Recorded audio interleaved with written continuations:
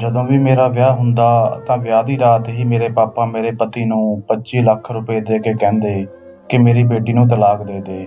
ਇਸ ਤਰ੍ਹਾਂ ਮੈਂ ਹੁਣ ਤੱਕ ਕਈ ਵਾਰ ਤਲਾਕ ਲੈ ਚੁੱਕੀ ਸੀ, ਪਰ ਹਮੇਸ਼ਾ ਹੀ ਪਾਪਾ ਮੇਰਾ ਜ਼ਬਰਦਸਤੀ ਵਿਆਹ ਕਰਵਾ ਕੇ ਤਲਾਕ ਕਰਵਾ ਦਿੰਦੇ ਅਤੇ ਕਾਰਨ ਕੁਝ ਵੀ ਨਾ ਦੱਸਦੇ। ਪਰ ਮੇਰੀ ਮੰਮੀ ਉਸ ਰਾਤ ਮੈਨੂੰ ਦੁੱਧ ਵਿੱਚ ਹਲਦੀ ਪਾ ਕੇ ਦਿੰਦੀ, ਜਿਸ ਨੂੰ ਪੀਂਦੇ ਹੀ ਮੈਂ ਸੌਂ ਜਾਂਦੀ ਅਤੇ ਜਦੋਂ ਮੇਰੀ ਅੱਖ ਖੁੱਲ੍ਹਦੀ ਤਾਂ ਹਰ ਕੋਈ ਮੈਨੂੰ ਅਜੀਬ ਜਿਹੀਆਂ ਨਜ਼ਰਾਂ ਨਾਲ ਦੇਖਦਾ ਸੀ। ਇਸ ਵਾਰ ਮੈਂ ਸੋਚ ਲਿਆ ਸੀ ਕਿ ਮੈਂ ਦੁੱਧ ਪੀਣ ਦਾ ਨਾਟਕ ਕਰਾਂਗੀ। ਮੈਂ ਝੂਠ-ਮੂਠ ਸੌਣ ਦਾ ਨਾਟਕ ਕੀਤਾ ਤਾਂ ਮੇਰੇ ਪੈਰਾਂ ਥੱਲਿਓਂ ਜ਼ਮੀਨ ਨਿਕਲ ਗਈ, ਕਿਉਂਕਿ ਮੇਰਾ ਪਤੀ ਮੇਰੇ ਕੋਲ ਬੈਠਾ ਮੈਨੂੰ ਬਹੁਤ ਹੀ ਧਿਆਨ ਨਾਲ ਦੇਖ ਰਿਹਾ ਸੀ ਅਤੇ ਮੈਂ ਵਿਆਹ ਦੀ ਸੇਜ 'ਤੇ ਦੁਲਹਨ ਬਣੀ ਬੈਠੀ ਆਪਣੇ ਆਪ ਵਿੱਚ ਸਿਮਟਦੀ ਜਾ ਰਹੀ ਸੀ। ਮੈਂ ਇੰਤਜ਼ਾਰ ਕਰ ਰਹੀ ਸੀ ਕਿ ਮੇਰਾ ਪਤੀ ਕੁਝ ਕਹੇਗਾ। ਇਸ ਤਰ੍ਹਾਂ ਹੀ ਬੈਠੇ-ਬੈਠੇ ਜਦੋਂ ਬਹੁਤ ਦੇਰ ਹੋ ਗਈ ਤਾਂ ਮੈਂ ਆਪਣੀਆਂ ਪਲਕਾਂ ਚੁੱਕ ਕੇ ਦੇਖਿਆ ਤਾਂ ਆਪਣੇ ਪਤੀ ਨੂੰ ਕਿਹਾ ਕਿ ਤੁਸੀਂ ਮੈਨੂੰ ਇੰਨੀ ਗੌਰ ਨਾਲ ਕਿਉਂ ਦੇਖ ਰਹੇ ਹੋ। ਮੇਰੇ ਪਤੀ ਦੀਆਂ ਨਜ਼ਰਾਂ ਹਾਲੇ ਵੀ ਮੇਰੇ ਉੱਪਰ ਹੀ ਜੰਮੀਆਂ ਹੋਈਆਂ ਸਨ। ਫਿਰ ਉਹ ਇੱਕਦਮ ਬੋਲਿਆ ਕਿ ਨੂਰ, ਤੂੰ ਬਹੁਤ ਖੂਬਸੂਰਤ ਹੈ। 2 ਮਹੀਨੇ ਪਹਿਲਾਂ ਸਾਡਾ ਮੰਗਣਾ ਹੋਇਆ ਸੀ। ਤੇਰੇ ਤੋਂ ਪਹਿਲਾਂ ਵੀ ਮੇਰੀ ਮੰਮੀ ਮੇਰੇ ਲਈ ਕਈ ਕੁੜੀਆਂ ਦੇ ਰਿਸ਼ਤੇ ਦੇਖ ਚੁੱਕੀ ਸੀ, ਪਰ ਮੈਨੂੰ ਕੋਈ ਵੀ ਕੁੜੀ ਪਸੰਦ ਹੀ ਨਹੀਂ ਆਉਂਦੀ ਸੀ। ਤੇਰੀ ਫੋਟੋ ਦੇਖਦੇ ਹੀ ਮੈਨੂੰ ਤੇਰੇ ਨਾਲ ਪਿਆਰ ਹੋ ਗਿਆ ਸੀ। ਮੈਂ ਸੋਚ ਰਿਹਾ ਸੀ ਕਿ ਕੋਈ ਇੰਨਾ ਸੋਹਣਾ ਕਿਵੇਂ ਹੋ ਸਕਦਾ ਹੈ। ਮੇਰਾ ਪਤੀ ਮੇਰੀ ਤਾਰੀਫ਼ ਕਰਨ ਵਿੱਚ ਲੱਗਿਆ ਹੋਇਆ ਸੀ ਤਾਂ ਮੇਰੀ ਜਾਨ ਵਿੱਚ ਜਾਨ ਆਈ। ਮੈਂ ਮੁਸਕਰਾਉਂਦੇ ਹੋਏ ਉਸ ਦੀਆਂ ਗੱਲਾਂ ਸੁਣਨ ਲੱਗੀ। ਉਹ ਬੋਲਦਾ ਹੀ ਜਾ ਰਿਹਾ ਸੀ, ਨੂਰ, ਮੈਂ ਆਪਣੀ ਮੰਮੀ ਨੂੰ ਕਿਹਾ ਕਿ ਮੈਨੂੰ ਇਹ ਕੁੜੀ ਬਹੁਤ ਪਸੰਦ ਹੈ। ਮੇਰੀ ਮੰਮੀ ਨੇ ਵੀ ਪ੍ਰਮਾਤਮਾ ਦਾ ਧੰਨਵਾਦ ਕੀਤਾ ਕਿ ਚਲੋ ਮੇਰੇ ਬੇਟੇ ਨੂੰ ਕੋਈ ਕੁੜੀ ਤਾਂ ਪਸੰਦ ਆਈ। ਮੈਂ ਆਪਣੀ ਮੰਮੀ ਨੂੰ ਕਿਹਾ ਕਿ ਝੱਟ ਮੰਗਣੀ ਪੱਟ ਵਿਆਹ ਕਰੋ, ਮੈਂ ਹੁਣ ਜ਼ਿਆਦਾ ਇੰਤਜ਼ਾਰ ਨਹੀਂ ਕਰ ਸਕਦਾ। ਮੇਰੀ ਮੰਮੀ ਨੇ ਮੇਰੀ ਗੱਲ ਮੰਨ ਲਈ ਅਤੇ ਹੁਣ ਦੇਖ, ਤੂੰ ਸਿਰਫ 2 ਮਹੀਨਿਆਂ ਦੇ ਵਿੱਚ ਹੀ ਮੇਰੀ ਹੋ ਚੁੱਕੀ ਹੈ। ਪਰ ਇਹ 2 ਮਹੀਨੇ ਇੰਝ ਹੀ ਨਹੀਂ ਲੰਘ ਗਏ। ਮੈਂ ਇੱਕ ਮਿੰਟ ਨੂੰ ਗਿਣ-ਗਿਣ ਕੇ ਗੁਜ਼ਾਰਿਆ ਸੀ। ਜਦੋਂ ਵੀ ਮੈਂ ਤੇਰੇ ਨਾਲ ਫੋਨ ਤੇ ਗੱਲ ਕਰਦਾ ਸੀ ਤਾਂ ਦਿਲ ਕਰਦਾ ਸੀ ਕਿ ਮੈਂ ਤੈਨੂੰ ਆਪਣੇ ਕੋਲ ਲੈ ਆਵਾਂ। ਨੂਰ, ਅੱਜ ਮੇਰੇ ਦਿਲ ਦੀਆਂ ਸਾਰੀਆਂ ਚਾਹਤਾਂ ਪੂਰੀਆਂ ਹੋ ਚੁੱਕੀਆਂ ਹਨ, ਪਰ ਅਫਸੋਸ ਤਾਂ ਇਸ ਗੱਲ ਦਾ ਹੈ ਕਿ ਮੈਂ ਤੈਨੂੰ ਹਾਸਲ ਕਰਨ ਦੀ ਖੁਸ਼ੀ ਵੀ ਚੰਗੀ ਤਰ੍ਹਾਂ ਨਹੀਂ ਮਨਾ ਸਕਿਆ ਅਤੇ ਸਮਾਂ ਜੁਦਾਈ ਦਾ ਵੀ ਆ ਗਿਆ ਹੈ। ਮੇਰੇ ਪਤੀ ਦੀ ਆਖਰੀ ਗੱਲ ਸੁਣ ਕੇ ਮੈਂ ਹੈਰਾਨ ਰਹਿ ਗਈ। ਮੈਂ ਬੋਲੀ, ਇਹ ਤੁਸੀਂ ਕੀ ਕਹਿ ਰਹੇ ਹੋ? ਰੱਬ ਨਾ ਕਰੇ ਕਿ ਅਸੀਂ ਕਦੇ ਵੀ ਜੁਦਾ ਹੋਈਏ। ਮੇਰੇ ਪਤੀ ਨੇ ਕੁਝ ਸੋਚਦੇ ਹੋਏ ਮੈਨੂੰ ਦੇਖਿਆ ਅਤੇ ਫਿਰ ਬੋਲਿਆ, ਮੈਂ ਜਦੋਂ ਦਾ ਕਮਰੇ ਵਿੱਚ ਆਇਆ ਸੀ ਇਸ ਗੱਲ ਬਾਰੇ ਸੋਚ ਰਿਹਾ ਸੀ ਕਿ ਤੂੰ ਜ਼ਿਆਦਾ ਜ਼ਰੂਰੀ ਹੈ ਜਾਂ 25 ਲੱਖ। ਦਿਲ ਨੇ ਤੇਰਾ ਨਾਮ ਲਿਆ, ਪਰ ਦਿਮਾਗ ਕਹਿੰਦਾ ਹੈ ਕਿ 25 ਲੱਖ ਕੋਈ ਛੋਟੀ ਰਕਮ ਨਹੀਂ ਹੈ। ਜੇਕਰ ਮੈਂ ਸਾਰੀ ਜ਼ਿੰਦਗੀ ਵੀ ਕਮਾਵਾਂ ਤਾਂ ਵੀ 25 ਲੱਖ ਜਮ੍ਹਾਂ ਨਹੀਂ ਕਰ ਸਕਾਂਗਾ। ਮੈਂ ਹੈਰਾਨ ਪਰੇਸ਼ਾਨ ਹੋ ਕੇ ਬੋਲੀ, ਕਿਹੜੇ 25 ਲੱਖ ਅਤੇ ਕਿੱਥੇ ਤੋਂ ਆਏ? ਮੇਰਾ ਪਤੀ ਕਹਿਣ ਲੱਗਿਆ, ਤੇਰੇ ਪਾਪਾ ਨੇ ਵਿਦਾਈ ਦੇ ਵੇਲੇ ਮੈਨੂੰ ਆਫਰ ਦਿੱਤਾ ਸੀ ਕਿ ਜਿਸ ਤਰ੍ਹਾਂ ਮੇਰੀ ਕੁੜੀ ਨੂੰ ਵਿਦਾ ਕਰਕੇ ਲੈ ਜਾ ਰਿਹਾ ਹੈ, ਉਸੇ ਤਰ੍ਹਾਂ ਉਸਨੂੰ ਤਲਾਕ ਦੇ ਕੇ ਮੇਰੇ ਘਰ ਵਾਪਸ ਛੱਡ ਜਾ ਤਾਂ ਮੈਂ ਤੈਨੂੰ ਪੂਰੇ 25 ਲੱਖ ਦੇਵਾਂਗਾ। ਮੈਨੂੰ ਮੇਰੇ ਪਤੀ ਦੀ ਗੱਲ ਸੁਣ ਕੇ ਬਹੁਤ ਗੁੱਸਾ ਆ ਗਿਆ ਸੀ। ਮੈਂ ਕਿਹਾ, ਤੁਹਾਡਾ ਦਿਮਾਗ ਤਾਂ ਠੀਕ ਹੈ ਨਾ? ਮੇਰੇ ਪਾਪਾ ਮੇਰੇ ਵਿਆਹ ਦੇ ਲਈ ਕਿੰਨੇ ਉਤਸੁਕ ਸਨ ਕਿ ਤੁਸੀਂ ਨਹੀਂ ਜਾਣਦੇ। ਉਹਨਾਂ ਨੇ ਬਹੁਤ ਛਾਣਬੀਣ ਕਰਕੇ ਮੇਰਾ ਰਿਸ਼ਤਾ ਤੈਅ ਕੀਤਾ ਸੀ, ਕਿਉਂਕਿ ਪਾਪਾ ਕਹਿੰਦੇ ਸਨ ਕਿ ਨੂਰ, ਵਿਆਹ ਉਮਰ ਭਰ ਦਾ ਰਿਸ਼ਤਾ ਹੁੰਦਾ ਹੈ। ਇਸ ਲਈ ਮੈਂ ਸੋਚ ਸਮਝ ਕੇ ਹੀ ਤੇਰਾ ਵਿਆਹ ਕਰਾਂਗਾ। ਹੁਣ ਇਹ ਕਿਵੇਂ ਹੋ ਸਕਦਾ ਹੈ ਕਿ ਮੇਰੇ ਪਾਪਾ ਹੀ ਮੇਰਾ ਤਲਾਕ ਕਰਵਾਉਣਾ ਚਾਹੁੰਦੇ ਹਨ? ਤੁਸੀਂ ਜ਼ਰੂਰ ਮੇਰੇ ਨਾਲ ਮਜ਼ਾਕ ਕਰ ਰਹੇ ਹੋ, ਪਰ ਮੈਂ ਤੁਹਾਨੂੰ ਸਾਫ਼-ਸਾਫ਼ ਦੱਸ ਦੇਣਾ ਚਾਹੁੰਦੀ ਹਾਂ ਕਿ ਮੈਨੂੰ ਇਸ ਤਰ੍ਹਾਂ ਦਾ ਮਜ਼ਾਕ ਬਿਲਕੁਲ ਵੀ ਪਸੰਦ ਨਹੀਂ ਹੈ। ਇਹ ਗੱਲ ਸੱਚ ਹੈ ਕਿ ਮੈਂ ਤੁਹਾਨੂੰ ਬਹੁਤ ਪਿਆਰ ਕਰਦੀ ਹਾਂ, ਪਰ ਜੇਕਰ ਇਸ ਮਜ਼ਾਕ ਦੀ ਵਜ੍ਹਾ ਕਰਕੇ ਮੈਂ ਤੁਹਾਡੇ ਨਾਲ ਰੁੱਸ ਗਈ ਤਾਂ ਆਸਾਨੀ ਨਾਲ ਨਹੀਂ ਮੰਨਾਂਗੀ। ਮੇਰਾ ਪਤੀ ਬੋਲਿਆ, ਨੂਰ, ਮੈਨੂੰ ਮਾਫ਼ ਕਰ ਦੇ, ਪਰ ਮੈਂ ਬਹੁਤ ਮਜਬੂਰ ਹੋ ਚੁੱਕਿਆ ਹਾਂ, ਇਸ ਲਈ ਮੈਂ ਤੈਨੂੰ ਤਲਾਕ ਦਿੰਦਾ ਹਾਂ। ਇਹ ਕਹਿੰਦੇ ਹੀ ਮੇਰੇ ਪਤੀ ਨੇ ਤਲਾਕ ਦੇ ਪੇਪਰਾਂ 'ਤੇ ਸਾਈਨ ਕਰ ਦਿੱਤੇ। ਉਸਦੇ ਇੰਨਾ ਕਰਦੇ ਹੀ ਮੈਂ ਰੋਣ ਲੱਗੀ ਸੀ। ਮੈਂ ਤਾਂ ਕਦੇ ਸੁਪਨੇ ਵਿੱਚ ਵੀ ਨਹੀਂ ਸੋਚਿਆ ਸੀ ਕਿ ਮੇਰਾ ਪਤੀ ਮੇਰੇ ਨਾਲ ਇੰਝ ਵੀ ਕਰ ਸਕਦਾ ਹੈ। ਮੈਂ ਕਦੇ ਸੁਪਨੇ ਵਿੱਚ ਵੀ ਨਹੀਂ ਸੋਚਿਆ ਸੀ ਕਿ ਵਿਆਹ ਦੀ ਪਹਿਲੀ ਰਾਤ ਹੀ ਮੇਰਾ ਤਲਾਕ ਹੋ ਜਾਵੇਗਾ। ਮੇਰੀਆਂ ਅੱਖਾਂ ਵਿੱਚੋਂ ਹੰਝੂ ਆਉਣ ਲੱਗੇ ਤਾਂ ਮੇਰਾ ਪਤੀ ਬੋਲਿਆ, ਬਸ ਕਰ ਯਾਰ, ਇਹ ਰੋਣ ਦਾ ਟਾਈਮ ਨਹੀਂ ਹੈ। ਮੈਨੂੰ ਡਰ ਹੈ ਕਿ ਕਿਤੇ ਤੇਰੇ ਪਾਪਾ ਆਪਣਾ ਫੈਸਲਾ ਨਾ ਬਦਲ ਲੈਣ। ਜਲਦੀ-ਜਲਦੀ ਉੱਠ, ਮੈਂ ਤੈਨੂੰ ਤੇਰੇ ਘਰ ਛੱਡ ਕੇ ਆਉਂਦਾ ਹਾਂ।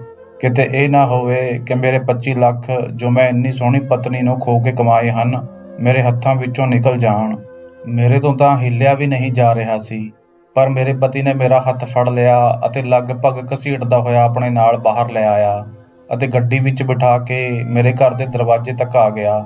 ਉਸਨੇ ਡੋਰਬੈਲ ਵਜਾਈ। ਦਰਵਾਜ਼ਾ ਪਾਪਾ ਨੇ ਹੀ ਖੋਲ੍ਹਿਆ ਸੀ। ਪਾਪਾ ਨੂੰ ਦੇਖਦੇ ਹੀ ਮੈਂ ਰੋਣ ਲੱਗੀ। ਮੇਰੀਆਂ ਅੱਖਾਂ ਦੇ ਸਾਹਮਣੇ ਹੀ ਮੇਰੇ ਪਾਪਾ ਨੇ ਨੋਟਾਂ ਨਾਲ ਭਰਿਆ ਹੋਇਆ ਸੂਟਕੇਸ ਮੇਰੇ ਪਤੀ ਨੂੰ ਫੜਾ ਦਿੱਤਾ। ਮੇਰਾ ਪਤੀ ਨੋਟਾਂ ਨਾਲ ਭਰਿਆ ਹੋਇਆ ਸੂਟਕੇਸ ਲੈ ਕੇ ਚਲਾ ਗਿਆ ਅਤੇ ਮੈਂ ਉੱਥੇ ਹੀ ਪੱਥਰ ਦੇ ਬੁੱਤ ਦੀ ਤਰ੍ਹਾਂ ਖੜੀ ਰਹੀ। ਮੇਰੇ ਪਾਪਾ ਨੇ ਮੇਰਾ ਮੱਥਾ ਚੁੰਮਿਆ ਅਤੇ ਮੈਨੂੰ ਅੰਦਰ ਲੈ ਗਏ। ਮੈਂ ਸੋਫੇ 'ਤੇ ਬੈਠ ਗਈ ਅਤੇ ਜ਼ੋਰ-ਜ਼ੋਰ ਨਾਲ ਰੋਣ ਲੱਗੀ। ਪਾਪਾ ਨੇ ਮੈਨੂੰ ਕਿਹਾ ਕਿ ਰੱਬ ਦਾ ਲੱਖ ਲੱਖ ਸ਼ੁਕਰ ਹੈ ਕਿ ਤੇਰੀ ਜ਼ਿੰਦਗੀ ਤਬਾਹ ਹੋਣ ਤੋਂ ਬਚ ਗਈ। ਮੈਂ ਕਿਹਾ, ਮੈਨੂੰ ਦੱਸੋ, ਤੁਸੀਂ ਮੇਰੇ ਨਾਲ ਇਹ ਕੀ ਕੀਤਾ ਹੈ? ਤੁਸੀਂ ਮੈਨੂੰ ਬਦਨਾਮ ਕਿਉਂ ਕਰ ਦਿੱਤਾ? ਮੈਂ ਤਾਂ ਸੁਣਿਆ ਸੀ ਕਿ ਬਾਪ ਆਪਣੀਆਂ ਕੁੜੀਆਂ ਦੇ ਘਰ ਵਸਾਉਣ ਦੀ ਖਾਤਰ ਬਹੁਤ ਕੁਝ ਕਰ ਜਾਂਦੇ ਹਨ, ਪਰ ਤੁਸੀਂ ਤਾਂ ਮੇਰੇ ਪਤੀ ਨੂੰ ਪੈਸਿਆਂ ਦਾ ਲਾਲਚ ਦੇ ਕੇ ਮੇਰਾ ਤਲਾਕ ਕਰਵਾ ਦਿੱਤਾ। ਮੈਂ ਆਪਣੇ ਮੱਥੇ 'ਤੇ ਤਲਾਕ ਦਾ ਧੱਬਾ ਸਜਾ ਕੇ ਕਿੱਥੇ ਫਿਰਾਂਗੀ? ਇੰਨੇ ਵਿੱਚ ਮੇਰੀ ਮਾਂ ਮੇਰੇ ਲਈ ਹਲਦੀ ਵਾਲਾ ਦੁੱਧ ਲੈ ਕੇ ਆਈ ਅਤੇ ਕਹਿਣ ਲੱਗੀ, ਬੇਟੀ ਇਹ ਦੁੱਧ ਪੀ ਲੈ, ਤੈਨੂੰ ਆਰਾਮ ਮਿਲੇਗਾ। ਮੈਂ ਗੁੱਸੇ ਵਿੱਚ ਚੀਕਣ ਲੱਗੀ ਅਤੇ ਬੋਲੀ, ਮੰਮੀ ਮੇਰਾ ਘਰ ਉੱਜੜ ਗਿਆ ਹੈ। ਮੈਂ ਵਿਆਹ ਦੀ ਪਹਿਲੀ ਰਾਤ ਹੀ ਤਲਾਕ ਲੈ ਕੇ ਘਰ ਵਾਪਸ ਆ ਚੁੱਕੀ ਹਾਂ ਅਤੇ ਇਸ ਸਭ ਦੇ ਪਿੱਛੇ ਕੋਈ ਹੋਰ ਨਹੀਂ, ਮੇਰਾ ਆਪਣਾ ਬਾਪ ਹੈ। ਮੈਨੂੰ ਦਿਲਾਸਾ ਦੇਣ ਦੀ ਬਜਾਏ ਤੁਸੀਂ ਮੇਰੇ ਲਈ ਹਲਦੀ ਵਾਲਾ ਦੁੱਧ ਲੈ ਕੇ ਆਏ ਹੋ। ਕੀ ਇੱਥੇ ਕੋਈ ਮਜ਼ਾਕ ਚੱਲ ਰਿਹਾ ਹੈ? ਮੇਰੀ ਮੰਮੀ ਨੇ ਮੈਨੂੰ ਗਲ ਨਾਲ ਲਾ ਲਿਆ ਅਤੇ ਪਾਪਾ ਕਹਿਣ ਲੱਗੇ, ਨੂਰ, ਜਦੋਂ ਤੇਰਾ ਵਿਆਹ ਦਲਜੀਤ ਨਾਲ ਹੋਇਆ ਤਾਂ ਮੇਰੇ ਇੱਕ ਰਿਸ਼ਤੇਦਾਰ ਨੇ ਆ ਕੇ ਮੇਰੇ ਕੰਨ ਵਿੱਚ ਦੱਸਿਆ ਸੀ ਕਿ ਦਲਜੀਤ ਚੰਗਾ ਮੁੰਡਾ ਨਹੀਂ ਹੈ। ਉਹ ਤੇਰੇ ਤੋਂ ਪਹਿਲਾਂ ਵੀ ਕਈ ਕੁੜੀਆਂ ਨਾਲ ਵਿਆਹ ਕਰ ਚੁੱਕਿਆ ਹੈ। ਇਹ ਸਭ ਸੁਣ ਕੇ ਮੈਂ ਹੈਰਾਨ ਰਹਿ ਗਿਆ ਸੀ, ਪਰ ਮੈਂ ਸੋਚਿਆ ਸ਼ਾਇਦ ਇਹ ਝੂਠੀ ਖਬਰ ਹੋਵੇਗੀ। ਇਸ ਲਈ ਮੈਂ ਆਪਣੇ ਜਾਸੂਸਾਂ ਤੋਂ ਪਤਾ ਕਰਵਾਇਆ ਤਾਂ ਮੈਨੂੰ ਪਤਾ ਲੱਗਾ ਕਿ ਦਲਜੀਤ ਸੱਚਮੁੱਚ ਹੀ ਚੰਗਾ ਮੁੰਡਾ ਨਹੀਂ ਹੈ। ਉਹ ਬਹੁਤ ਵੱਡਾ ਫਰਾਡ ਹੈ। ਤੂੰ ਮੇਰੀ ਇਕਲੌਤੀ ਔਲਾਦ ਹੈ। ਉਹ ਤੇਰੀ ਵੀ ਜ਼ਿੰਦਗੀ ਤਬਾਹ ਕਰ ਦਿੰਦਾ ਅਤੇ ਮੈਂ ਤੇਰੀ ਜ਼ਿੰਦਗੀ ਬਰਬਾਦ ਹੁੰਦੇ ਨਹੀਂ ਦੇਖ ਸਕਦਾ ਸੀ। ਮੈਂ ਗੁੱਸੇ ਵਿੱਚ ਕਿਹਾ, ਪਾਪਾ ਤੁਸੀਂ ਵਿਆਹ ਤੋਂ ਪਹਿਲਾਂ ਵੀ ਤਾਂ ਇਹ ਸਭ ਕੁਝ ਪਤਾ ਕਰਵਾ ਸਕਦੇ ਸੀ। ਤੁਸੀਂ ਪਹਿਲਾਂ ਇਸ ਗੱਲ ਦੀ ਜਾਣਕਾਰੀ ਕਿਉਂ ਨਹੀਂ ਇਕੱਠੀ ਕੀਤੀ? ਜੇਕਰ ਮੰਗਣਾ ਟੁੱਟ ਜਾਂਦਾ ਤਾਂ ਵੀ ਮੈਨੂੰ ਇੰਨਾ ਦੁੱਖ ਨਾ ਹੁੰਦਾ। ਹੁਣ ਤਾਂ ਮੈਂ ਵਿਆਹ ਤੋਂ ਬਾਅਦ ਤਲਾਕ ਲੈ ਕੇ ਆਈ ਹਾਂ। ਮੈਂ ਆਪਣੀਆਂ ਸਹੇਲੀਆਂ ਨੂੰ ਕੀ ਮੂੰਹ ਦਿਖਾਵਾਂਗੀ? ਲੋਕ ਤਾਂ ਮੇਰਾ ਮਜ਼ਾਕ ਉਡਾਉਣਗੇ। ਪਾਪਾ ਬੋਲੇ, ਲੋਕਾਂ ਦੀ ਖਾਤਰ ਮੈਂ ਤੇਰੀ ਜ਼ਿੰਦਗੀ ਖਰਾਬ ਨਹੀਂ ਹੋਣ ਦੇਣਾ ਚਾਹੁੰਦਾ ਸੀ। ਸਾਡਾ ਰੌਲਾ ਸੁਣ ਕੇ ਜੋ ਘਰ ਵਿੱਚ ਮਹਿਮਾਨ ਸਨ ਉਹ ਵੀ ਇਕੱਠੇ ਹੋਣ ਲੱਗੇ। ਇਹ ਨਜ਼ਾਰਾ ਦੇਖ ਕੇ ਉਹ ਵੀ ਹੈਰਾਨ ਹੋ ਗਏ ਤੇ ਮੰਮੀ ਨੇ ਜਲਦੀ ਮੈਨੂੰ ਹਲਦੀ ਵਾਲਾ ਦੁੱਧ ਪਿਲਾ ਦਿੱਤਾ। ਹੁਣ ਮੇਰੀਆਂ ਅੱਖਾਂ ਸਾਹਮਣੇ ਹਨੇਰਾ ਆਉਣ ਲੱਗਿਆ ਸੀ। ਮੈਨੂੰ ਗੂੜੀ ਨੀਂਦ ਆ ਚੁੱਕੀ ਸੀ। ਅਗਲੇ ਦਿਨ ਦੁਪਹਿਰ ਦੇ ਸਮੇਂ ਮੇਰੀ ਅੱਖ ਖੁੱਲ੍ਹੀ। ਮੈਂ ਆਪਣੇ ਬੈੱਡ 'ਤੇ ਲੇਟੀ ਹੋਈ ਸੀ। ਮੈਨੂੰ ਬਹੁਤ ਅਜੀਬ ਜਿਹਾ ਮਹਿਸੂਸ ਹੋ ਰਿਹਾ ਸੀ। ਮੇਰਾ ਦਿਮਾਗ ਆਲੇ ਦੁਆਲੇ ਦੇ ਮਾਹੌਲ ਨੂੰ ਪਹਿਚਾਨਣ ਵਿੱਚ ਗਲਤੀ ਕਰ ਰਿਹਾ ਸੀ। ਮੈਂ ਸੋਚ ਰਹੀ ਸੀ ਕਿ ਮੈਂ ਕੀ ਕਰ ਰਹੀ ਹਾਂ। ਫਿਰ ਮੇਰੇ ਦਿਮਾਗ ਵਿੱਚ ਰਾਤ ਵਾਲੀ ਸਾਰੀ ਘਟਨਾ ਘੁੰਮਣ ਲੱਗੀ। ਮੈਂ ਫਟਾਫਟ ਉੱਠ ਕੇ ਬੈਠੀ ਹੋ ਗਈ ਅਤੇ ਲਗਭਗ ਭੱਜਦੀ ਹੋਈ ਬਾਹਰ ਡਰਾਇੰਗ ਰੂਮ ਵਿੱਚ ਆ ਗਈ। ਸਾਰੇ ਮਹਿਮਾਨ ਵਾਪਸ ਜਾਣ ਦੀ ਤਿਆਰੀ ਕਰ ਰਹੇ ਸਨ, ਪਰ ਮੈਂ ਜਿਵੇਂ ਹੀ ਉਹਨਾਂ ਦੇ ਸਾਹਮਣੇ ਆਈ ਤਾਂ ਸਭ ਮੈਨੂੰ ਅਜੀਬ ਤਰੀਕੇ ਨਾਲ ਦੇਖਣ ਲੱਗੇ। ਮਹਿਮਾਨਾਂ ਦੀਆਂ ਨਜ਼ਰਾਂ ਵਿੱਚ ਮੇਰੇ ਲਈ ਗੁੱਸਾ ਨਹੀਂ ਸੀ, ਕੋਈ ਤਾਨਾ ਵੀ ਨਹੀਂ ਸੀ, ਪਰ ਕੁਝ ਅਜਿਹਾ ਸੀ ਜਿਸ ਨੂੰ ਮੈਂ ਸਮਝ ਨਹੀਂ ਪਾ ਰਹੀ ਸੀ। ਮੇਰੀ ਮੰਮੀ ਨੇ ਮੈਨੂੰ ਦੇਖਿਆ ਤਾਂ ਮੇਰਾ ਹੱਥ ਫੜ ਕੇ ਆਪਣੇ ਨਾਲ ਕਮਰੇ ਵਿੱਚ ਲੈ ਗਏ ਅਤੇ ਕਹਿਣ ਲੱਗੀ, ਨੂਰ, ਤੂੰ ਆਪਣਾ ਦਿਲ ਛੋਟਾ ਨਾ ਕਰ, ਸਬਰ ਰੱਖ। ਅਸੀਂ ਕਿਸੇ ਅਜਿਹੇ ਆਦਮੀ ਨੂੰ ਤੇਰਾ ਹਮਸਫਰ ਨਹੀਂ ਬਣਾਉਣਾ ਚਾਹੁੰਦੇ ਸੀ ਜੋ ਤੈਨੂੰ ਤੰਗ ਪਰੇਸ਼ਾਨ ਕਰੇ। ਅਸੀਂ ਤੇਰਾ ਵਿਆਹ ਉਸ ਨਾਲ ਕਰਾਂਗੇ ਜੋ ਸਿਰਫ ਅਤੇ ਸਿਰਫ ਤੇਰਾ ਹੋਵੇ, ਤੈਨੂੰ ਸਾਰੀ ਦੁਨੀਆ ਦੀਆਂ ਖੁਸ਼ੀਆਂ ਦੇਵੇ। ਤੂੰ ਜ਼ਿਆਦਾ ਸੋਚ ਵਿਚਾਰ ਨਾ ਕਰ। ਜਦੋਂ ਤੱਕ ਸਾਰੇ ਮਹਿਮਾਨ ਚਲੇ ਨਹੀਂ ਜਾਂਦੇ ਆਪਣੇ ਕਮਰੇ ਵਿੱਚ ਹੀ ਬੈਠੀ ਰਹੀਂ। ਇਹ ਕਹਿ ਕੇ ਮੰਮੀ ਕਮਰੇ ਵਿੱਚੋਂ ਬਾਹਰ ਚਲੀ ਗਈ। ਮੈਂ ਫਿਰ ਇੱਕ ਵਾਰ ਰੋਣ ਲੱਗੀ। ਇਹ ਦੁੱਖ ਇੰਨਾ ਵੱਡਾ ਸੀ ਜੋ ਕਿਸੇ ਵੀ ਤਰ੍ਹਾਂ ਸਹਿਣ ਨਹੀਂ ਹੋ ਰਿਹਾ ਸੀ। ਹੌਲੀ ਹੌਲੀ ਸਾਰਾ ਘਰ ਖਾਲੀ ਹੋ ਗਿਆ। ਸਾਰੇ ਮਹਿਮਾਨ ਚਲੇ ਗਏ। ਮੈਂ ਹੁਣ ਵੀ ਆਪਣੇ ਕਮਰੇ ਵਿੱਚ ਹੀ ਬੈਠੀ ਸੀ। ਮੈਂ ਦਲਜੀਤ ਦੀ WhatsApp ਚੈਟ ਖੋਲ੍ਹੀ। ਹਰ ਮੈਸੇਜ ਵਿੱਚ ਉਸਨੇ ਮੈਨੂੰ ਆਪਣੇ ਪਿਆਰ ਦਾ ਇਜ਼ਹਾਰ ਕੀਤਾ ਸੀ।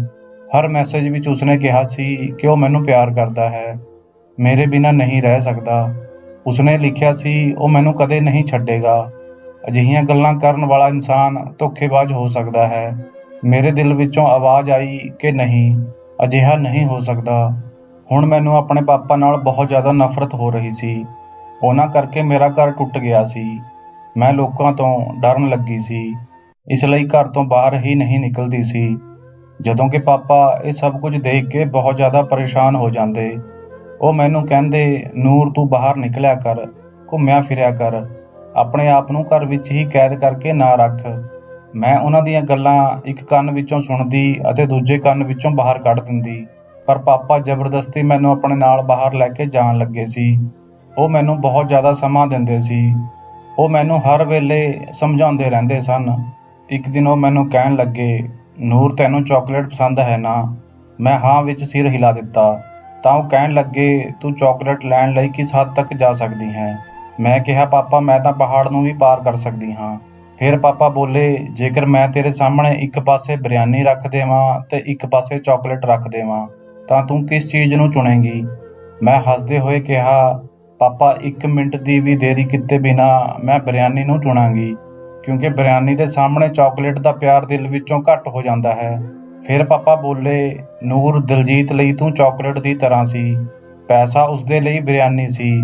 ਉਸਨੇ ਪੈਸਿਆਂ ਦੀ ਖਾਤਰ ਤੈਨੂੰ ਛੱਡ ਦਿੱਤਾ, ਤਾਂ ਹੁਣ ਤੂੰ ਹੀ ਸੋਚ ਕਿ ਤੂੰ ਸਾਰੀ ਜ਼ਿੰਦਗੀ ਉਸਦਾ ਰੋਕ ਲਗਾ ਕੇ ਬੈਠੀ ਰਹੇਂਗੀ। ਉਸ ਦਿਨ ਮੈਂ ਇੰਨਾ ਰੋਈ ਕਿ ਮੇਰੇ ਦਿਲ ਵਿੱਚੋਂ ਦਿਲਜੀਤ ਦਾ ਖਿਆਲ ਹਮੇਸ਼ਾ ਹਮੇਸ਼ਾ ਲਈ ਨਿਕਲ ਗਿਆ ਸੀ। ਪਾਪਾ ਮੈਨੂੰ ਇੱਕ ਨਵੀਂ ਸ਼ੁਰੂਆਤ ਲਈ ਤਿਆਰ ਕਰ ਰਹੇ ਸਨ। ਉਹਨਾਂ ਨੇ ਮੈਨੂੰ ਇੱਕ ਮੁੰਡੇ ਦੀ ਫੋਟੋ ਦਿਖਾਈ ਤਾਂ ਮੈਂ ਰਜ਼ਾਮੰਦੀ ਦੇ ਦਿੱਤੀ।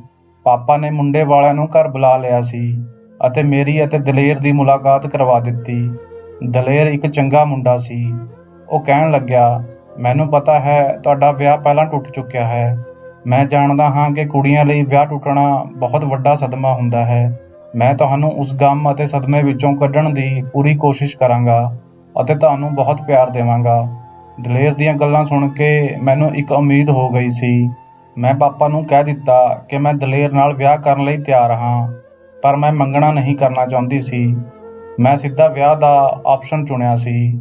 2 ਹਫ਼ਤੇ ਬਾਅਦ ਉਹ ਦਿਨ ਵੀ ਆ ਗਿਆ ਜਦੋਂ ਮੇਰਾ ਅਤੇ ਦਲੇਰ ਦਾ ਵਿਆਹ ਹੋਣਾ ਸੀ। ਮੈਂ ਖੁਸ਼ ਸੀ, ਪਰ ਇਸ ਵਾਰ ਵਿਆਹ ਦੀ ਰਾਤ ਨੂੰ ਲੈ ਕੇ ਦਿਲ ਵਿੱਚ ਬਹੁਤ ਬੁਰੇ ਖਿਆਲ ਆ ਰਹੇ ਸਨ। ਕਹਿੰਦੇ ਹਨ ਕਿ ਦੁੱਧ ਦਾ ਜਲਿਆ ਲੱਸੀ ਵੀ ਫੂਕ ਕੇ ਪੀਂਦਾ ਹੈ। ਮੈਂ ਦਲੇਰ ਦੇ ਕਮਰੇ ਵਿੱਚ ਬੈਠੀ ਸੀ। ਉਹ ਬਹੁਤ ਖੁਸ਼ ਸੀ। ਉਹ ਮੇਰੇ ਕੋਲ ਆਇਆ, ਮੇਰਾ ਘੁੰਡ ਚੁੱਕਿਆ ਅਤੇ ਮੇਰੇ ਹੱਥ ਵਿੱਚ ਸੋਨੇ ਦੀ ਅੰਗੂਠੀ ਪਾ ਕੇ ਬੋਲਿਆ, ਨੂਰ ਮੈਂ ਤੈਨੂੰ ਸਾਰੀ ਜ਼ਿੰਦਗੀ ਖੁਸ਼ ਰੱਖਣ ਦੀ ਕੋਸ਼ਿਸ਼ ਕਰਾਂਗਾ। ਮੈਂ ਮੁਸਕਰਾਉਂਦੇ ਹੋਏ ਕਿਹਾ, ਕੀ ਮੈਨੂੰ ਤੁਹਾਡੀਆਂ ਗੱਲਾਂ 'ਤੇ ਯਕੀਨ ਕਰ ਲੈਣਾ ਚਾਹੀਦਾ ਹੈ? ਦਲੇਰ ਨੇ ਹਾਂ ਵਿੱਚ ਸਿਰ ਹਿਲਾ ਦਿੱਤਾ ਅਤੇ ਬੋਲਿਆ, ਜਾਨ ਦੀ ਬਾਜੀ ਲਗਾ ਦੇਵਾਂਗਾ, ਪਰ ਆਪਣੇ ਵਾਅਦਿਆਂ ਤੋਂ ਨਹੀਂ ਫਿਰਾਂਗਾ। ਉਸੇ ਵੇਲੇ ਦਲੇਰ ਦੇ ਮੋਬਾਈਲ 'ਤੇ ਘੰਟੀ ਵੱਜੀ। ਉਸਨੇ ਫ਼ੋਨ ਚੁੱਕ ਕੇ ਕੰਨ ਨੂੰ ਲਗਾਇਆ। ਕੁਝ ਹੀ ਦੇਰ ਬਾਅਦ ਉਸਦੇ ਚਿਹਰੇ ਦੀ ਮੁਸਕਰਾਹਟ ਗੁੰਮ ਹੋ ਗਈ। ਉਹ ਕਹਿਣ ਲੱਗਿਆ, ਤੁਸੀਂ ਇਹ ਕੀ ਕਹਿ ਰਹੇ ਹੋ? ਮੈਂ ਤੁਹਾਡੀ ਗੱਲ ਨਹੀਂ ਸਮਝ ਰਿਹਾ। ਫ਼ੋਨ ਕਰਨ ਵਾਲਾ ਇਨਸਾਨ ਪਤਾ ਨਹੀਂ ਕੀ ਕਹਿ ਰਿਹਾ ਸੀ। ਦਲੇਰ ਬੋਲਿਆ, ਮੈਂ ਤੁਹਾਡੀ ਗੱਲ 'ਤੇ ਕਿਵੇਂ ਯਕੀਨ ਕਰ ਲਵਾਂ? ਫ਼ੋਨ ਕਰਨ ਵਾਲੇ ਇਨਸਾਨ ਨੇ ਦੁਬਾਰਾ ਪਤਾ ਨਹੀਂ ਕੀ ਕਿਹਾ, ਜੋ ਦਲੇਰ ਦੇ ਚਿਹਰੇ 'ਤੇ ਮੁਸਕਰਾਹਟ ਆ ਗਈ। ਦਲੇਰ ਨੇ ਫ਼ੋਨ ਬੰਦ ਕਰ ਦਿੱਤਾ ਅਤੇ ਮੇਰਾ ਹੱਥ ਫੜ ਕੇ ਬੋਲਿਆ, ਨੂਰ ਮੈਂ ਤੈਨੂੰ ਤਲਾਕ ਦਿੰਦਾ ਹਾਂ। ਇਹ ਸ਼ਬਦ ਮੇਰੇ ਦਿਮਾਗ 'ਤੇ ਹਥੌੜੇ ਦੀ ਤਰ੍ਹਾਂ ਪਏ ਸਨ। ਮੈਂ ਕਿਹਾ, ਇਹ ਤੂੰ ਕੀ ਬਕਵਾਸ ਕਰ ਰਿਹਾ ਹੈ? ਦਲੇਰ ਕਹਿਣ ਲੱਗਿਆ, ਨੂਰ ਮੈਂ 2 ਸਾਲ ਪਹਿਲਾਂ ਹੀ ਇੱਕ ਪ੍ਰਾਈਵੇਟ ਕੰਪਨੀ ਵਿੱਚ ਜੌਬ ਸ਼ੁਰੂ ਕੀਤੀ ਸੀ। ਮੈਨੂੰ ਬਹੁਤ ਬੁਰੇ ਹਾਲਾਤਾਂ ਵਿੱਚੋਂ ਗੁਜ਼ਰਨਾ ਪਿਆ ਸੀ। ਮੇਰੀ ਤਨਖਾਹ ਵੀ ਬਹੁਤ ਘੱਟ ਸੀ। ਮੈਨੂੰ ਪੈਸਿਆਂ ਦੀ ਬਹੁਤ ਜ਼ਿਆਦਾ ਜ਼ਰੂਰਤ ਹੈ। ਮੇਰੀ ਜ਼ਿੰਦਗੀ ਦੀ ਸਭ ਤੋਂ ਵੱਡੀ ਤਮੰਨਾ ਇਹੀ ਸੀ ਕਿ ਜੇਕਰ ਮੈਨੂੰ ਕਿਸੇ ਪਾਸਿਓਂ 20 ਲੱਖ ਰੁਪਏ ਮਿਲ ਜਾਂਦੇ ਹਨ ਤਾਂ ਮੈਂ ਆਪਣਾ ਬਿਜ਼ਨਸ ਸ਼ੁਰੂ ਕਰ ਲਵਾਂ। ਹੁਣ ਤੇਰੇ ਪਾਪਾ ਦਾ ਫ਼ੋਨ ਆਇਆ ਸੀ। ਉਹ ਮੈਨੂੰ 25 ਲੱਖ ਰੁਪਏ ਦੇਣ ਲਈ ਤਿਆਰ ਹਨ। ਬਦਲੇ ਵਿੱਚ ਉਹ ਚਾਹੁੰਦੇ ਹਨ ਕਿ ਮੈਂ ਤੈਨੂੰ ਤਲਾਕ ਦੇ ਦੇਵਾਂ।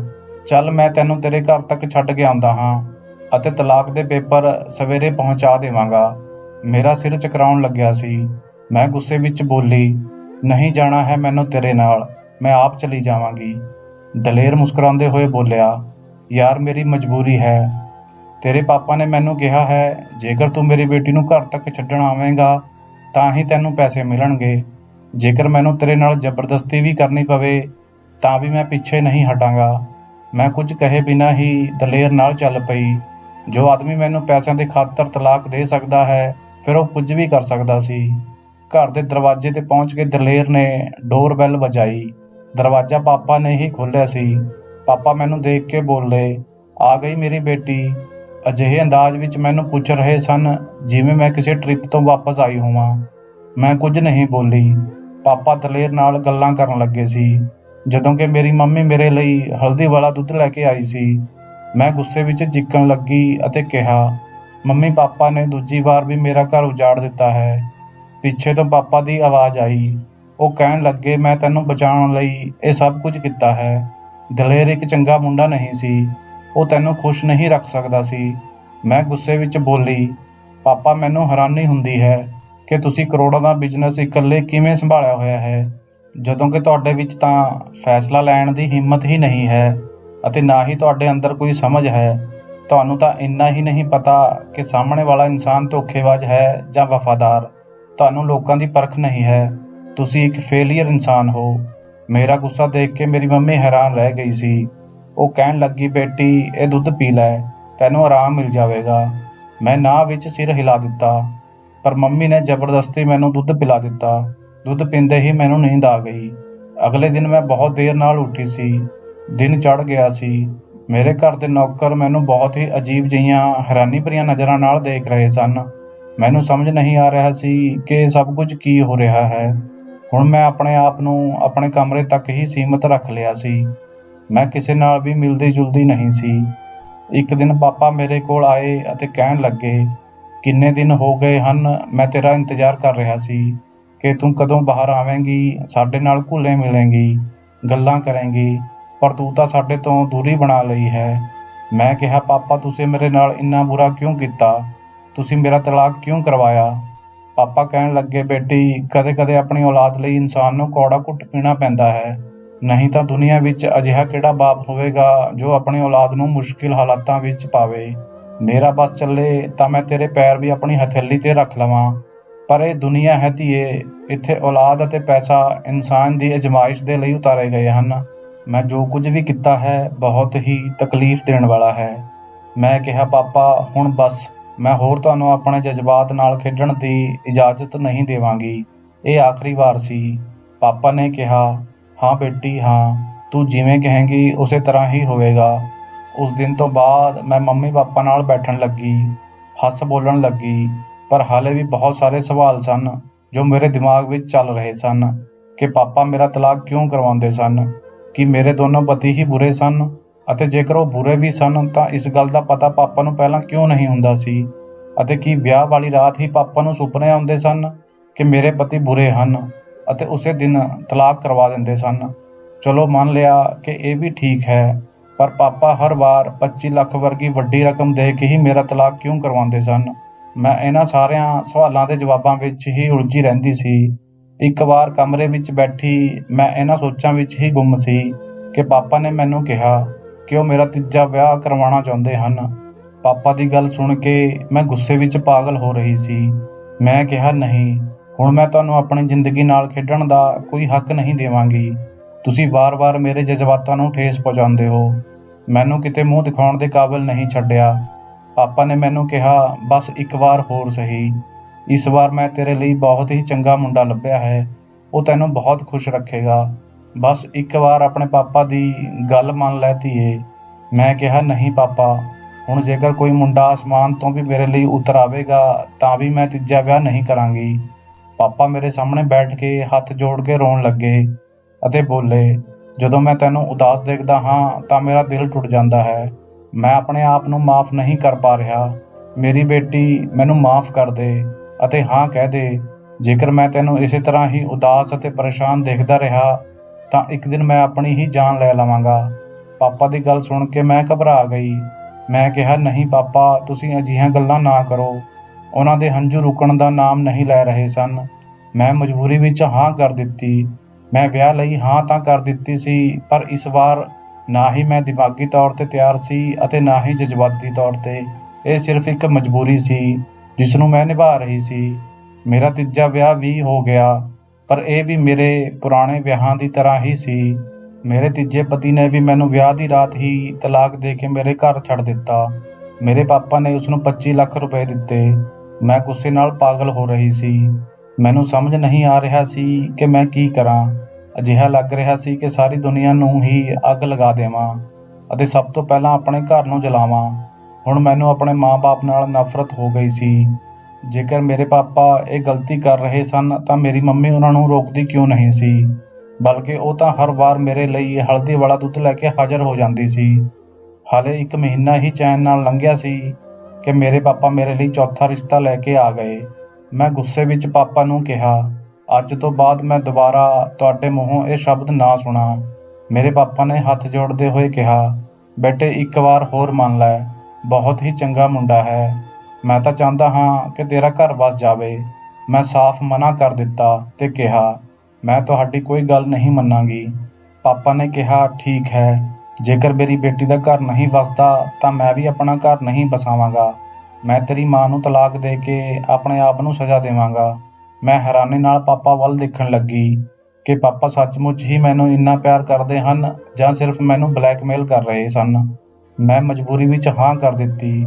ਮੇਰੀ ਹਾਂ ਕਰਨ ਦੀ ਦੇਰ ਸੀ ਕਿ ਝਟਪਟ ਮੇਰਾ ਵਿਆਹ ਹੋ ਗਿਆ। ਵਿਆਹ ਤੋਂ ਪਹਿਲਾਂ ਮੈਂ ਮੁੰਡੇ ਦੀ ਸਿਰਫ ਫੋਟੋ ਹੀ ਦੇਖੀ ਸੀ। ਪਾਪਾ ਨੇ ਕਿਹਾ ਕਿ ਤੂੰ ਉਸ ਨੂੰ ਮਿਲ ਸਕਦੀ ਹੈ, ਪਰ ਮੈਂ ਮਨਾ ਕਰ ਦਿੱਤਾ ਸੀ ਕਿਉਂਕਿ ਮੈਨੂੰ ਪਤਾ ਸੀ ਕਿ ਇਸ ਗੱਲ ਨੇ ਤਲਾਕ ਤੇ ਆ ਕੇ ਖਤਮ ਹੋ ਜਾਣਾ ਹੈ। ਮੇਰਾ ਵਿਆਹ ਹੋ ਚੁੱਕਿਆ ਸੀ ਅਤੇ ਮੈਂ ਸੁਹਾਗ ਦੀ ਸੇਜ ਤੇ ਬੈਠੀ ਆਪਣੇ ਚੌਥੇ ਪਤੀ ਦਾ ਇੰਤਜ਼ਾਰ ਕਰ ਰਹੀ ਸੀ ਕਿ ਉਹ ਕਦੋਂ ਆਵੇ ਅਤੇ ਕਦੋਂ ਮੈਨੂੰ ਤਲਾਕ ਦੇਵੇ। ਮੇਰਾ ਪਤੀ ਰਣਵੀਰ ਆਇਆ ਅਤੇ ਮੈਨੂੰ ਕਹਿਣ ਲੱਗਿਆ, ਨੂਰ, ਮੈਂ ਤੈਨੂੰ ਇਹ ਨਹੀਂ ਪੁੱਛਾਂਗਾ ਕਿ ਤੇਰੇ 3 ਤਲਾਕ ਕਿਉਂ ਹੋਏ ਸਨ। ਮੈਂ ਤਾਂ ਤੈਨੂੰ ਦਿਲੋਂ ਜਾਨ ਤੋਂ ਕਬੂਲ ਕਰ ਲਿਆ ਹੈ। ਮੈਂ ਆਪਣੇ ਪਤੀ ਦੀ ਗੱਲ ਸੁਣ ਕੇ ਮੁਸਕਰਾ ਕੇ ਬੋਲੀ, ਤੂੰ ਚਿੰਤਾ ਨਾ ਕਰ, ਹਲੇ ਥੋੜੀ ਦੇਰ ਵਿੱਚ ਹੀ ਤੈਨੂੰ ਪਤਾ ਚੱਲ ਜਾਵੇਗਾ ਕਿ ਮੇਰੇ 3 ਵਾਰ ਤਲਾਕ ਕਿਉਂ ਹੋ ਚੁੱਕੇ ਹਨ। ਕਿ ਉਸੇ ਵੇਲੇ ਕਿਸੇ ਨੇ ਸਾਡੇ ਕਮਰੇ ਦਾ ਦਰਵਾਜ਼ਾ ਖੜਕਾਇਆ। ਰਣਵੀਰ ਨੇ ਉੱਠ ਕੇ ਦਰਵਾਜ਼ਾ ਖੋਲ੍ਹਿਆ। ਮੈਂ ਆਪਣੇ ਧੜਕਦੇ ਹੋਏ ਦਿਲ ਨਾਲ ਆਉਣ ਵਾਲੇ ਸਮੇਂ ਲਈ ਆਪਣੇ ਆਪ ਨੂੰ ਤਿਆਰ ਕਰ ਰਹੀ ਸੀ।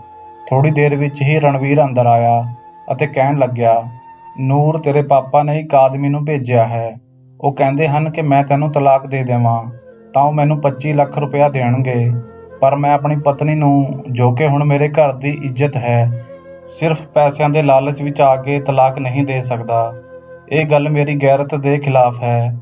ਮੈਂ ਹੈਰਾਨੀ ਨਾਲ ਆਪਣੇ ਪਤੀ ਦਾ ਚਿਹਰਾ ਦੇਖਣ ਲੱਗੀ ਕਿ ਆਦਮੀ ਅਜਿਹੇ ਵੀ ਹੁੰਦੇ ਹਨ ਜੋ ਆਪਣੀ ਗੱਲ ਤੇ ਡਟੇ ਰਹਿਣ, ਇੱਜ਼ਤ ਲਈ ਪੈਸਿਆਂ ਨੂੰ ਅਹਿਮੀਅਤ ਨਾ ਦੇਣ, ਪੈਸਿਆਂ ਦਾ ਲਾਲਚ ਉਹਨਾਂ ਨੂੰ ਨਾ ਤੋੜ ਸਕੇ।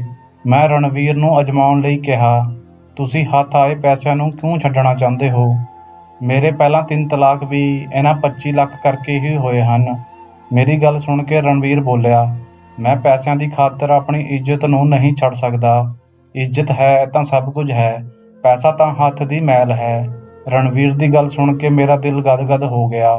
ਮੈਂ ਉਸਨੂੰ ਕਿਹਾ, ਮੈਨੂੰ ਨਹੀਂ ਪਤਾ ਮੇਰੇ ਪਾਪਾ ਨੇ ਮੇਰੇ ਤਲਾਕ ਕਿਉਂ ਕਰਵਾਏ ਸਨ, ਅਤੇ ਉਹ ਵੀ ਹਰ ਵਾਰ 25 ਲੱਖ ਰੁਪਏ ਦੇ ਕੇ, ਪਰ ਮੈਂ ਸੱਚਾਈ ਜਾਣਨਾ ਚਾਹੁੰਦੀ ਹਾਂ। ਇਸ ਲਈ ਤੁਸੀਂ ਮੈਨੂੰ ਆਪਣੇ ਨਾਲ ਮੇਰੇ ਘਰ ਲੈ ਕੇ ਚੱਲੋ ਅਤੇ ਮੇਰੇ ਪਾਪਾ ਨੂੰ ਕਹੋ ਕਿ ਤੁਸੀਂ ਮੈਨੂੰ ਤਲਾਕ ਦੇ ਦਿੱਤਾ ਹੈ। ਰਣਵੀਰ ਨੇ ਮੇਰੀ ਗੱਲ ਮੰਨ ਲਈ ਅਤੇ ਮੈਨੂੰ ਲੈ ਕੇ ਮੇਰੇ ਮਾਂ-ਬਾਪ ਦੇ ਘਰ ਆ ਗਏ। ਘਰ ਆਉਣ ਤੋਂ ਬਾਅਦ ਸਭ ਕੁਝ ਪਹਿਲਾਂ ਦੀ ਤਰ੍ਹਾਂ ਹੀ ਹੋ ਰਿਹਾ ਸੀ। ਪਾਪਾ ਰਣਵੀਰ ਨਾਲ ਗੱਲਾਂ ਕਰ ਰਹੇ ਸਨ। ਮੈਂ ਰੋ ਰਹੀ ਸੀ। ਮੇਰੀ ਮਾਂ ਮੇਰੇ ਲਈ ਹਲਦੀ ਵਾਲਾ ਦੁੱਧ ਲੈ ਕੇ ਆਈ। ਮੈਂ ਚੋਰੀ ਛੁਪੇ ਦੁੱਧ ਨਾਲ ਰੱਖੇ ਗਮਲੇ ਵਿੱਚ ਸੁੱਟ ਦਿੱਤਾ ਅਤੇ ਸੌਣ ਦਾ ਨਾਟਕ ਕਰਨ ਲੱਗੀ। ਹਾਲੇ ਮੈਨੂੰ ਸੌਣ ਦਾ ਨਾਟਕ ਕਰਦੇ ਹੋਏ 10 ਮਿੰਟ ਹੀ ਹੋਏ ਸਨ ਕਿ ਮੇਰੇ ਘਰ ਵਿੱਚ ਬਹੁਤ ਸਾਰੇ ਲੋਕ ਆਉਣ ਲੱਗੇ। ਸਭ ਤੋਂ ਪਹਿਲਾਂ ਇੱਕ ਨਰਸ ਆਈ। ਉਸਨੇ ਮੇਰਾ ਚੈੱਕਅਪ ਕੀਤਾ ਅਤੇ ਬੋਲੀ, ਇਸ ਨੂੰ ਫਿਰ ਤੋਂ ਪਾਗਲਪਨ ਦਾ ਦੌਰਾ ਪਿਆ ਹੈ। ਇਹ ਕੁੜੀ ਕਿਸੇ ਵੀ ਮੁੰਡੇ ਨੂੰ ਆਪਣੇ ਨੇੜੇ ਬਰਦਾਸ਼ਤ ਨਹੀਂ ਕਰ ਸਕਦੀ, ਇਸ ਲਈ ਇਸ ਨੂੰ ਅਜਿਹੇ ਦੌਰੇ ਪੈਂਦੇ ਹਨ। ਤੁਸੀਂ ਇਸ ਦਾ ਵਿਆਹ ਕਰਵਾਉਂਦੇ ਹੀ ਕਿਉਂ ਹੋ? ਕਿਸੇ ਦਿਨ ਇਹ ਆਪਣੇ ਆਪ ਨੂੰ ਨੁਕਸਾਨ ਪਹੁੰਚਾ ਲਵੇਗੀ। ਲੱਗਦਾ ਹੈ ਤਾਂ ਹੀ ਤੁਹਾਨੂੰ ਆਰਾਮ ਮਿਲੇਗਾ। ਥੋੜੀ ਦੇਰ ਬਾਅਦ ਇੱਕ ਵਕੀਲ ਆਇਆ। ਵਕੀਲ ਦੇ ਸਾਹਮਣੇ ਮੇਰੇ ਪਾਪਾ ਨੇ ਨਰਸ ਦੀਆਂ ਕਹੀਆਂ ਹੋਈਆਂ ਗੱਲਾਂ ਦੁਹਰਾਈਆਂ। ਨਰਸ ਨੇ ਵੀ ਉਹ ਸਾਰੀਆਂ ਗੱਲਾਂ ਵਕੀਲ ਨੂੰ ਦੱਸੀਆਂ। ਫਿਰ ਵਕੀਲ ਦੇ ਸਾਹਮਣੇ ਰਣਵੀਰ ਨੂੰ ਲਿਆਂਦਾ ਗਿਆ। ਰਣਵੀਰ ਨੇ ਕਿਹਾ, ਵਕੀਲ ਸਾਹਿਬ, ਜਿਵੇਂ ਹੀ ਮੈਂ ਕਮਰੇ ਵਿੱਚ ਆਇਆ ਤਾਂ ਮੇਰੀ ਪਤਨੀ ਨੇ ਮੇਰੇ ਉੱਪਰ ਹਮਲਾ ਕਰਨਾ ਸ਼ੁਰੂ ਕਰ ਦਿੱਤਾ। ਉਹ ਜ਼ੋਰ-ਜ਼ੋਰ ਨਾਲ ਚੀਕਾਂ ਮਾਰਨ ਲੱਗੀ ਅਤੇ ਕਹਿਣ ਲੱਗੀ, ਮੈਨੂੰ ਤਲਾਕ ਦਿਓ, ਨਹੀਂ ਤਾਂ ਮੈਂ ਆਪਣੇ ਆਪ ਨੂੰ ਜਾਂ ਤੁਹਾਨੂੰ ਜਾਨ ਤੋਂ ਮਾਰ ਦੇਵਾਂਗੀ। ਇੰਨਾ ਕਹਿਣ ਦੇ ਬਾਅਦ ਰਣਵੀਰ ਨੇ ਲੰਮਾ ਸਾਹ ਲਿਆ ਅਤੇ ਫਿਰ ਬੋਲਿਆ, ਇਹ ਸਭ ਕੁਝ ਕਹਿਣ ਲਈ ਮੇਰੇ ਸਹੁਰੇ ਨੇ ਮੈਨੂੰ ਕਿਹਾ ਹੈ। ਮੇਰੀ ਪਤਨੀ ਬਿਲਕੁਲ ਠੀਕ ਹੈ ਅਤੇ ਮੈਂ ਉਸਨੂੰ ਤਲਾਕ ਨਹੀਂ ਦੇਣਾ ਚਾਹੁੰਦਾ ਹਾਂ। ਇਹ ਸਭ ਇਹਨਾਂ ਦੀ ਸਾਜ਼ਿਸ਼ ਹੈ। ਰਣਵੀਰ ਦੀ ਗੱਲ ਸੁਣ ਕੇ ਮੈਂ ਇੱਕਦਮ ਉੱਠ ਕੇ ਬੈਠ ਗਈ। ਅਤੇ ਮੈਂ ਉਸ ਵਕੀਲ ਨੂੰ ਕਿਹਾ, ਹਾਂ ਵਕੀਲ ਸਾਹਿਬ, ਇਹ ਸਭ ਗਲਤ ਕਹਿ ਰਹੇ ਹਨ। ਮੈਂ ਬਿਲਕੁਲ ਠੀਕ ਹਾਂ।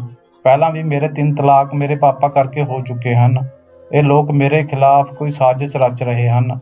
ਮੇਰੀ ਗੱਲ ਸੁਣ ਕੇ ਵਕੀਲ ਸਾਹਿਬ ਬੋਲੇ, ਮੈਂ ਸਮਝ ਸਕਦਾ ਹਾਂ ਕਿ ਸਾਜ਼ਿਸ਼ ਹੋ ਸਕਦੀ ਹੈ, ਕਿਉਂਕਿ ਤੁਹਾਡੇ ਸਗੇ ਬਾਪ ਨੇ ਮਰਨ ਤੋਂ ਪਹਿਲਾਂ ਆਪਣੀ ਸਾਰੀ ਜਾਇਦਾਦ ਤੁਹਾਡੇ ਨਾਂ ਕਰ ਦਿੱਤੀ ਸੀ। ਪਰ ਉਹਨਾਂ ਮੁਤਾਬਕ ਜਦੋਂ ਤੱਕ ਤੁਹਾਡਾ ਘਰ ਨਹੀਂ ਵਸ ਜਾਂਦਾ, ਉਦੋਂ ਤੱਕ ਇਹ ਜਾਇਦਾਦ ਤੁਹਾਡੇ ਨਾਮ 'ਤੇ ਨਹੀਂ ਆ ਸਕਦੀ। ਸ਼ਾਇਦ ਇਸ ਲਈ ਤੁਹਾਡੇ ਸੁਤੇਲੇ ਬਾਪ ਨੇ ਤੁਹਾਡੇ ਨਾਲ ਇਹ ਖੇਡ ਖੇਡੀ ਹੈ। ਤੁਹਾਡੇ ਹਰ ਤਲਾਕ ਵੇਲੇ ਤੁਹਾਡਾ ਬਾਪ ਮੈਨੂੰ ਘਰ ਬੁਲਾਉਂਦਾ ਸੀ ਅਤੇ ਕਹਿੰਦਾ, ਮੇਰੀ ਬੇਟੀ ਦਿਮਾਗੀ ਤੌਰ 'ਤੇ ਬਿਮਾਰ ਹੈ, ਉਹ ਘਰ ਵਸਾਉਣ ਦੇ ਕਾਬਿਲ ਨਹੀਂ ਹੈ। ਤੇਰਾ ਪਤੀ ਵੀ ਇਹੀ ਬਿਆਨ ਦਿੰਦਾ ਸੀ। ਮੈਂ ਇਹ ਗੱਲਾਂ ਸੁਣ ਕੇ ਸੁੰਨ ਰਹਿ ਗਈ। ਜਿਸ ਬਾਪ ਨੂੰ ਮੈਂ ਸਾਰੀ ਜ਼ਿੰਦਗੀ ਸਕੇ ਬਾਪ ਦੀ ਤਰ੍ਹਾਂ ਪਿਆਰ ਕੀਤਾ, ਉਹ ਤਾਂ ਮੇਰਾ ਬਾਪ ਹੈ ਹੀ ਨਹੀਂ ਸੀ, ਬਲਕਿ ਉਹ ਤਾਂ ਮੈਨੂੰ ਦਿਮਾਗੀ ਮਰੀਜ਼ ਬਣਾਉਣ 'ਤੇ ਤੁਲਿਆ ਹੋਇਆ ਸੀ। ਮੈਂ ਰੋਂਦੇ ਹੋਏ ਆਪਣੀ ਮੰਮੀ ਨੂੰ ਕਿਹਾ, ਮੰਮੀ, ਇਹ ਤਾਂ ਮੇਰਾ ਸਕਾ ਬਾਪ ਨਹੀਂ ਸੀ, ਪਰ ਤੁਸੀਂ ਤਾਂ ਮੇਰੇ ਸਕੇ ਸੀ। ਫਿਰ ਤੁਸੀਂ ਮੇਰੇ ਨਾਲ ਅਜਿਹਾ ਕਿਉਂ ਕੀਤਾ? ਤੁਸੀਂ ਪਾਪਾ ਨੂੰ ਇਹ ਗਲਤ ਕੰਮ ਕਰਨ ਤੋਂ ਕਿਉਂ ਨਹੀਂ ਰੋਕਿਆ?